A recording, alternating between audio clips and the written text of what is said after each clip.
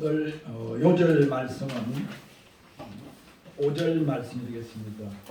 5절 말씀을 같이 읽겠습니다. 시작. 예수께서 그곳에 일사 쳐다보시고 이르시되 삭개오야 속히 내려오라. 내가 오늘 내 집에 유하여야 하겠다 하시니. 삭개오야 속히 내려오라.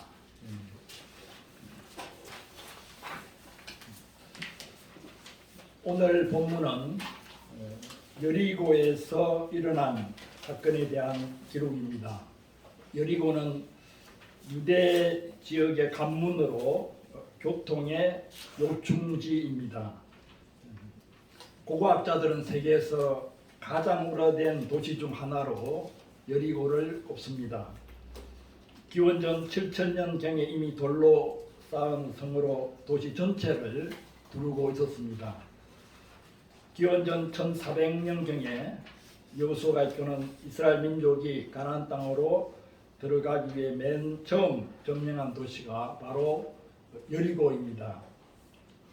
여리고는 예루살렘에서 동북쪽으로 17마일 정도 떨어져 있는 곳으로 여리고에 이르렀다는 것은 예루살렘으로 향하는 길목에 들어섰다는 의미입니다. 이제 예수님은 십자가의 고난과 죽음이 기다리고 있는 예루살렘 근교까지 이르렀습니다. 마침 이스라엘 3대 명절 중에 하나인 유월절이 가까운 시점이라 천하 각지에서 그러한 인파들로 인산인해를 이루고 있었습니다. 그래서 여리고는 병목 현상이 생길 정도로 사람들로 불렸습니다. 예수님이 제자들과 함께 여리고로 지나가다 예수의 소문을 들었던 사람들이 가득 몰려들었습니다. 길가에 앉아 구걸하던 맹인 거지까지도 나사렛 예수가 지나간다는 말을 듣고 고래고래 고함을 지르며 불쌍히 여겨달라고 했습니다. 예수님은 그 맹인 거지의 믿음을 보시고 보아라 하는 한마디 말씀으로 그의 눈을 뜨게 해 주었습니다. 맹인이 눈을 뜨고 덩실덩실 춤을 추며 예수님을 따르니 사람들이 더욱 몰려들었습니다. 예수님을 따르는 무리 때문에 행인들이 길을 지나다닐 수 없을 정도가 되었습니다. 그때 삭개오라는 사람도 예수 구경을 하려고 길거리로 나와 있었습니다. 삭개오는 먼 데서 유월절을 지키기 위해 여행을 온 사람이 아닙니다. 여리고에서 수많은 세리들을 거느리고 있는 세리장입니다. 요즘 말로 하면 여리고 세무소장입니다. 2절에 보면은 삭개오라 이름하는 자가 있으니 세리장이요 또한 부자라고 했습니다. 8절에서도 나와 있듯이 삭개오가 부자가 된 것은 정당한 수단과 방법으로 그렇게 된 것이 아님을 알 수 있습니다. 그가 세리장으로 어떻게 부자가 될 수 있었겠습니까? 먼저 그 당시의 세금 제도에 대해서 살펴볼 필요가 있습니다. 로마 제국시대 식민지 백성들을 가장 괴롭혔던 세금은 인두세와 토지세였습니다. 인두세는 14세 이상의 모든 남자와 12세 이상의 모든 여자에게 부과된 세금이었습니다. 인두세와 토지세는 로마 관리가 직접 거두고 그 외 통행세, 수출세, 수입세, 시장세 등등 여러 종류의 간접세들은 로마 관리가 유대인 세리들을 통해서 거두었습니다. 그래서 로마 관리들은 세금 징수권을 경매에 붙여서 팔아먹었습니다. 요즘 말로 하면 국영사업을 민영화해서 민간인에게 맡기는 셈입니다. 세금 징수권을 딴 유대인은 또 다른 사람에게 세금 징수권을 팔아 넘길 수도 있습니다. 그 시대에 세금 징수권을 딴다는 것은 큰 이권을 챙길 수 있는 일생 일대 기회를 얻은 것입니다. 일종의 피라미드 조직이 형성되어 상납에 상납이 이어집니다. 백성들로부터 세금을 그보다 자기도 남겨먹고 위에도 상납을 해야 하니 어쩔 수 없이 세금을 가중하게 부과하게 됩니다. 백성들은 로마에 바치는 세금들과 성전에 바쳐야 하는 11조, 성전세 등등으로 평균 수입의 40% 이상이 세금으로 빠져나가서 생활고에 허덕였습니다. 하루에 밤 한 끼라도 제대로 먹을 수 있으면 중산층에 속하였다고 하니 그 시대의 어려움이 어땠는지 짐작할 수 있습니다. 이스라엘 백성들은 원래 종교적인 열심이 있는 사람들이라 종교 지도자들에게 속아 넘어가면서도 성전에 바치는 세금들은 별로 아까워하지 않았습니다. 그러나 로마에 바치는 세금에 대해서는 민족적인 분노를 지니고 있었습니다. 유대인들은 로마 당국의 앞잡이 노릇을 한 세리들을 민족 반역자요 부정부패의 원흉으로 여겼습니다. 무엇보다 하나님께로 돌아갈 돈을 세상 제국인 로마로 빼돌리는 신성 모독자로 여기고 상종도 하지 않았습니다. 세리들은 어렵게 세금 징수권을 땄기 때문에 세금 징수권을 가지고 있는 동안에 한탕 크게 해 먹으려고 물불을 가리지 않았습니다. 삭개오는 그런 세리들을 거느리고 있는 세리장이었습니다. 말하자면 삭개오는 자기가 딴 여리고 세금 징수권을 가지고 다른 세리들에게 또 하청을 주어서 큰 이득을 챙겼습니다. 여리고는 여러 갈래의 길이 한 군데로 모이는 교통의 요충지이기 때문에 통행세만 해도 어마어마했습니다. 이상에서 우리는 삭개오 어떻게 세리장으로 있으면서 부자가 되었는지 짐작할 수 있습니다. 이런 삭개오도 예수님에 관한 소문을 들었습니다. 예수의 제자들 중에는 자기와 같이 세리 직업을 가졌던 마태 같은 사람도 있다는 소문을 들었는지도 모릅니다. 3절에 보면은 그가 예수께서 어떤 사람인가 하여 보고자 하되, 어떤 사람인가, 예수가 어떤 사람인가 하는 호기심을 가지고 있었습니다. 이 호기심이야말로 예수님을 만날 수 있는 첫걸음입니다. 예수에 관한 것을 아무리 많이 읽고 예수에 관한 설교를 아무리 많이 들어도 예수가 과연 어떤 사람인가, 어떤 존재인가 하는 호기심이 없이는 예수님을 인격적으로 만나기가 어렵습니다. 저는 대학 시절에 여러 서양 문학 작품들 읽으면서 그 작품들이 한결같이 성경과 예수에 관한 이야기들을 배경으로 깔고 있는 것을 보았습니다. 특히 돌스토이의 작품과 참회록을 읽으면서 예수가 과연 어떤 존재이기에 돌스토이와 같은 대문호 인생까지도 바꿔 놓는 것인지 호기심이 생겼습니다. 그리고 중국의 지성을 대표하는 이머당 선생의 변화를 통해서도 예수가 과연 어떤 존재인가 하는 호기심을 강하게 가진 적이 있습니다. 이머당 선생은 생활의 발견이 난 책에서는 예수와 기독교를 농담 삼아 놀리기도 했습니다. 그러나 인생 말년에는 이교도에서 그리스도교까지라는 책을 집필하고 자기가 어떻게 그리스도인이 되었는가 고백했습니다.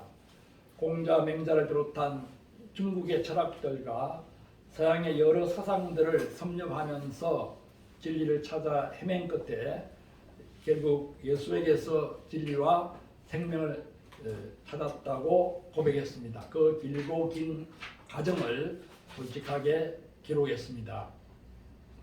이머당 선생의 그 책을 읽으면서도 지성인 중에 지성인인 이머당 선생의 사상까지 변화시킨 예수가 과연 어떤 존재인가 하는 호기심이 생겼습니다. 이렇게 여러 경로를 통해서 내 마음속에 일어난 그런 호기심이 예수님을 만날 수 있는 계기를 마련해 주었습니다. 삭개오는 예수가 과연 어떤 존재인가, 어떤 사람인가 보고 싶어서 무리들 뒤에 서서 말꿈치를 들어보고 폴짝폴짝 뛰어보기도 했을 것입니다. 하지만 워낙 키가 작아서 사람들에게 둘러싸인 예수님을 볼 수 없었습니다. 그렇다고 사람들을 해치고 안으로 들어갈 수도 없습니다. 여리고 사람이라면 악명 높은 세리장인 삭개오를 알아보고 눈살을 찌푸릴 것입니다. 그리고 세리장쯤 되면 군중들 속에 들어가는 것을 극히 조심해야 합니다. 왜냐하면 셀로인이라고 하는 열심당원들에게 테러를 당할지도 모릅니다. 열심당원들은 군중 속에 섞여 있다가 세리장 같은 로마의 앞잡이요 민족 반역자들을 가슴에 품고 있던 단도를 꺼내서 푹 찌르고는 다시 군중 속으로 숨어 들어갑니다. 열심당원들을 시카리라고 하는데, 시카리, 헬라 히브리어로 시카리라고 하는데, 그 말은 단도를 가슴에 품고 다니는 자라는 뜻입니다. 시카리가 우리나라 말 시칼라로 비슷해가지고 어감이 같습니다. 삭개오는 자신의 신체적인 조건과 환경적인 조건에 맡겨서 예수를 보고 싶은 마음을 접어들 수도 있었습니다. 우리가 예수를 만나고자 할 때 그것을 방해하는 조건들과 반드시 부딪히게 됩니다. 수많은 사람들이 예수를 만나보고 싶은 호기심과 갈증을 가지고는 있으나 방해물들을 뛰어넘지 못하고 주저앉는 경우가 많습니다. 하지만 삭개오는 포기하지 않았습니다. 키가 작은 자신의 신체적인 조건과 사람이 많은 환경적인 조건을 한꺼번에 뛰어넘을 수 있는 지혜를 짜내었습니다. 우선 그는 예수와 무리들이 잠시 후에 지나갈 곳을 향해 앞으로 달려갔습니다. 그리고 길가에 심어진 가로수 위로 올라갔습니다. 한글 개역에는 사절의 나무를 뽕나무라고 번역을 했습니다. 헬라 원어를 보거나 개역 개정판 우리가 쓰는 성경을 보면은 돌무화과 나무라고 번역을 해놓았습니다. 돌무화과 나무. 그러니까 무화과 나무긴 하는데 그것을 재배하는 무화과 나무라기보다는 야생에서 자라는 그러한 돌무화과 나무입니다. 가지들이 옆으로 넓게 퍼지고 키가 10m 가까이 자라는 그러한 꽤 큰 나무입니다. 제가 성지순례를 하면서 여리고 지역을 다녀보았는데 정말 무화과 나무가 많은지 길거리마다 건조 무화과를 많이 파는 그런 모습을 보았습니다. 그래서 그 무화과를 사오기도 했는데 그만큼 그 지역에 무화과가 많았던 모양입니다. 근데 그 중에서도 돌 무화과 나무, 뽕나무하고 비슷한 그런 잘 먹을 수는 없는 그런 무화과 나무였던 모양입니다. 그것이 길가에 서 있었는데 그 위로 삭개오가 올라가서 예수를 구경하려고 했습니다. 그리고 그 나무에 올라가 있으면은 다른 사람들의 시선을 피할 수도 있는 이점도 있습니다. 예수님과 무리들이 점점 가까이 다가오고 있습니다. 소문으로만 듣던 그 예수를 삭개오는 좋은 위치에서 내려다볼 수 있었습니다. 예수님을 경외하듯이 둘러싸고 있는 12제자들의 모습도 볼 수 있고 맹인으로 있다가 눈을 뜬 거지가 예수님을 따르며 하나님을 찬양하는 모습도 볼 수 있었습니다. 삭개오는 나무 위에서도 생각했을 것입니다. 저 사람이 어떤 존재이길래 저렇게 많은 사람들이 따른단 말인가? 아무것도 가진 것이 없으면서도 저렇게 수많은 사람들의 존경과 사랑을 받고 있는 비결이 과연 어디에 있는가? 여리고에서 가장 큰 부자이면서도 사람들의 멸시를 받고만 있는 삭개오 자신과 너무나 대조가 되는 예수님이었습니다. 삭개오는 예수님의 모습만 보아도 마음에 설명할 수 없는 갈증이 생겼습니다. 예수님과 무리가 가로수 밑을 지나갔습니다. 돌 모아가 나무 밑을 지나갔습니다. 삭개오는 그들이 지나갈 때까지 숨을 죽이고 구경만 하고 있으려고 했습니다. 무리들도 삭개오가 나무 위에서 자기들을 내려다보고 있는 줄은 눈치채지 못했습니다. 그런데 예수님이 그 나무 아래에 와 멈춰 섰습니다. 사람들은 예수님이 햇빛을 피하여 나무 그늘에서 잠시 쉬시려고 그러나 보다 생각했을 것입니다. 그러나 예수님은 고개를 들어 나무를 올려다 보셨습니다. 사람들도 예수님의 시선을 따라 나무를 올려다 보았습니다. 거기에 한 사람이 올라가 있었습니다. 예수와 무리를 구경하고 있던 삭개오는 이제 자기가 사람들의 구경거리가 되었다는 사실을 알았습니다. 삭개오는 예수님의 시선 앞에 자기 자신이 벌거벗음같이 드러나는 것을 느꼈습니다. 삭개오가 어쩔 줄을 모르고 하고 있는데 예수님의 음성이 들렸습니다. 삭개오야 속히 내려오라. 삭개오야 속히 내려오라. 예수님은 놀랍게도 삭개오 자신의 이름을 부르고 있었습니다. 한 번도 만나서 인사를 나눈 적이 없는데 어떻게 내 이름을 알고 계신단 말인가. 삭개오는 자신의 이름을 부르는 예수의 음성에서 자신의 모든 것을 알고 계시는 분의 음성을 느꼈습니다. 요한복음 10장 3절에서 목자는 자기 양의 이름을 각각 불러 인도하여 낸다고 했습니다. 선한 목자는 양의 이름을 압니다. 이재철 목사님 간증집을 보면은 사업이 실패하고 감옥에 가기 직전에 말할 수 없는 절망적인 상황 가운데 있을 때, 또 아내는 갑자기 행방불명이 돼가지고 자살할 같은 메모를 남겨놓고 없어졌을 때, 그때 밤을 새면서 회개 기도를 하는 중에 새벽녘에 저 뒤쪽에서 제쳐라 하는 그 음성을 듣고 자기를 부르시는 하나님의 음성으로 인식하고 그때부터 놀라운 변화가 일어나서 한국교회의 중요한 사역자가 됐습니다. 나무가지에 숨어있는 이 삭개오를 부르시는 예수님의 음성은 에덴 동산에서 나무 사이에 숨어있는 아담을 부르시는 여호와 하나님의 음성입니다. 아담아, 내가 어디 있느냐? 나무 사이에서 속히 나오라. 삭개오야, 속히 내려오라. 내가 그렇게 나를 구경만 하지 말고 속히 내려오라. 내가 지금까지 어떠한 인생을 살았든지 속히 내려오라. 사람들이 너를 멸시하고 멀리하더라도 속히 내려오라. 호기심과 갈증만 가지고 머뭇거리지 말고 삭개오야, 속히 내려오라. 내가 오늘 너의 집에 유하여 하겠다. 예수님은 대개 다른 사람들이 초대할 때 그 집으로 가서 유하시곤 했습니다.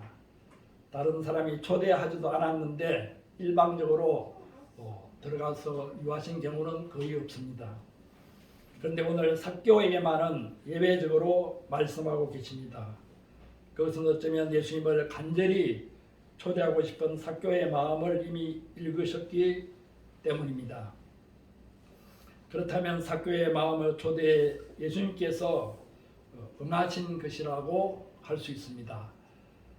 아니나 다를까 삭개오가 급히 내려와 즐거워하며 예수님을 자기 집으로 모셔드렸습니다. 삭개오를 알고 있는 사람들이 수군거렸습니다. 7절에 보면은 무사람이 보고 수군거려 이르되 저가 죄인의 집에 유하러 들어갔도다 하더라.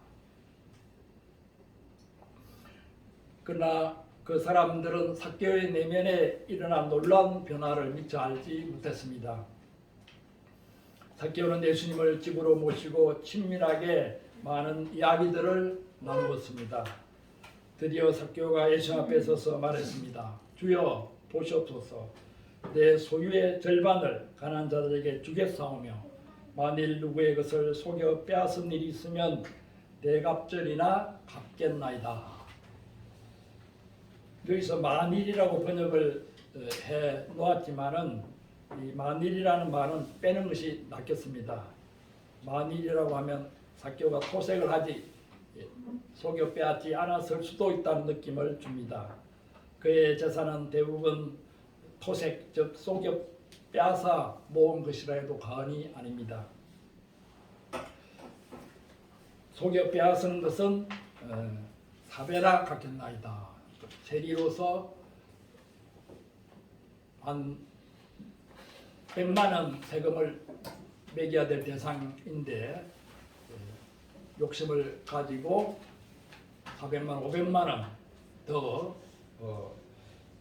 바가지를 씌워서 세금을 많이 매겨왔던 땅이었습니다.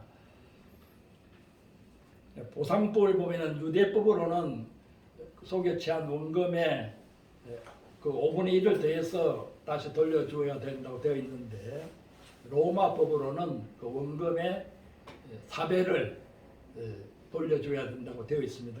그러니까 삭개오는 로마법에 따라서 속여 빼앗은 것을 4배로 갚겠다고 했던 것입니다. 그렇게 하다 보면 아마 그의 재산도 많이 없어지고 말 것입니다. 그러나 삭개오는 자신의 재산이 그렇게 엄청나게 축이 나고 거의 대부분 없어진다 하더라도 예수님을 따르겠다는 결단을 지금 나타내고 있습니다. 그것도 다른 사람들이 보는 데서 공개적으로 고백을 하고 있습니다. 자신의 어떻게 보면 세리로서 자신의 가장 지불을 지금 드러내고 있습니다. 부정과 거짓을 기초로 쌓아온 자신의 인생을 다 허물어버리고 적극적으로 방향 전환을 해서 새로운 인생을 살겠다는 결심입니다. 우리가 지난 주일에 살펴본 그 부자 갈리, 자신의 소유를 버리지 못하고 근심하며 떠나간 이 부자 갈리와 대조가 됩니다. 그 관리는 삭개오와는 달리 성실하게 노력해서 자기 재산을 모았기 때문에 그것이 버리는 것이 더욱 아까웠는지도 모릅니다. 예수님은 그 갈리가 근심하며 떠나갈 때에는 안타까워하셨지만 오늘 삭개오의 결단에는 감격해 하십니다. 오늘 구원이 이 집에 이르렀으니 이 사람도 아브라함의 자손임이로다.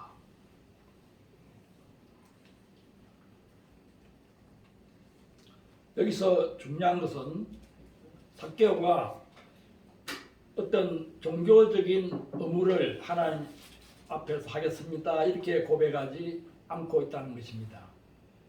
바리새인처럼 11조를 드리겠나이다, 또 일주일에 2번 금식을 하겠나이다, 이런 종교적인 행위를 더욱더 열심히 착실하게 하겠다고 고백하지 않고 소유의 절반을 가난한 자들에게 주겠습니다. 그리고 누구의 것을 속여 빼앗은 일이 있으면 내 갑절이나 갚겠나이다, 그렇게 고백을 하고 있습니다. 이 고백을 예수님은 귀하게 여기시고 받아들이셨습니다.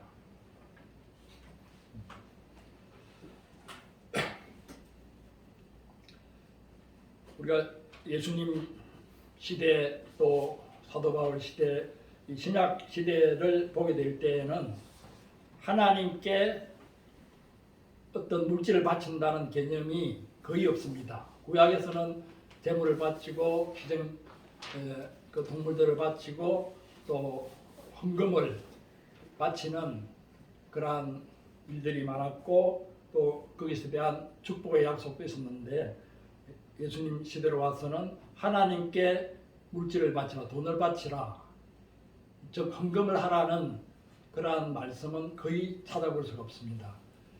예수님은 항상 소유를 팔아 가난한 자들에게 주라 그리하면 후이 넘치도록 해서 안겨줄 것이다.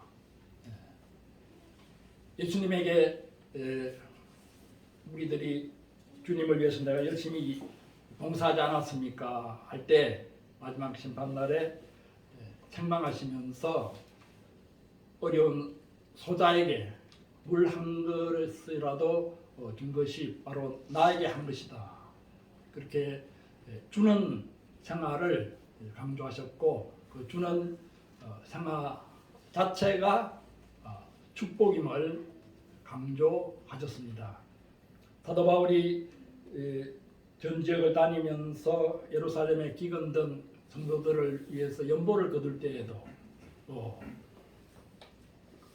여러분 하나님께 바치시오. 그 사람들이 어렵습니다. 이렇게 말하지 않고 그들과 평균되게 하기 위해서 이미 여러분들은 하나님의 축복을 받은 그 물질을 그 사람들과 나눠야 되지 않겠습니까? 하는 그러한 방향으로 연보를 모은 것을 보게 됩니다. 그래서 헌금이라는 용어를 이제 일반 교회에서도 쓰지 않고 있는데 헌금은 하나님께 바친다는 그런 의미가 많이 강조되어 있고 연보는 연은 무슨 뜻입니까? 우리가 가진 것을 잘라서 나누어서 보충한다. 그러니까 서로 어려운 사람들과 평균케 되기 위해서 우리가 가진 것을 나누어서 보충한다는 그런 의미죠. 그래서 신약 성경에서는 연보라는 또 사도 바울도 연보라는 개념을 많이 강조하고 있습니다. 그래서 오늘 사교의 결단도 그 연보의 그러한 개념으로 연보의 차원에서 소유의 절반을 가난한 자들에게 주겠습니다. 그리고 누구의 것을 속여 빼앗은 일이 있으면 내가 앞서리나 갚겠습니다. 그렇게 결단을 표하고 있습니다. 그래서 우리의 사고방식은 나도 모르게 이렇게 세뇌되어 왔던 그런 사고방식은 우리가 근본적으로 바꾸어서 하나님께 물질을 바치면 복을 받는다는 그런 개념에서 연부하는 나누어주는 그 자체가 복이라는 사실을 깊이 받아들여야 할 것입니다. 우리가 연부하고 헌금하고 하나님으로부터 체험을 받고 복을 받기 위해서 그러는 것보다는 우리가 연부하고 헌금하는 그 자체가 복이라고 하는 이미 복을 받은 상태라고 하는 것을 깊이 받아들이고 우리가 그 연보의 개념, 헌금의 개념을 완전히 바꾸어야 할 것입니다.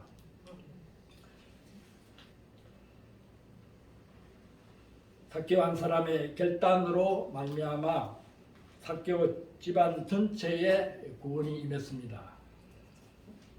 그동안 삭개오는 아브라함의 자손이면서도 아브라함의 자손답지 못하게 살았습니다. 삭개오라는 이름은 구약에서는 스가랴입니다. 세례요한의 아버지 스가랴와 같은 이름입니다. 정직한 사람이라는 뜻입니다. 정직한 사람이 되어 아브라함의 자손답게 살라고 아버지가 지어준 삭개오라는 이름을 더럽히며 살아온 인생이었습니다. 하지만 오늘 예수님을 만나 새로운 인생을 살기로 결단함으로써 정말 삭개오가 되었습니다. 예수님은 잃어버린 자식을 찾은 기쁨으로 말씀하셨습니다. 인자의 온 것은 잃어버린 자를 찾아 구원하려 함이니라. 예수님은 지금도 잃어버린 자를 찾고 계십니다.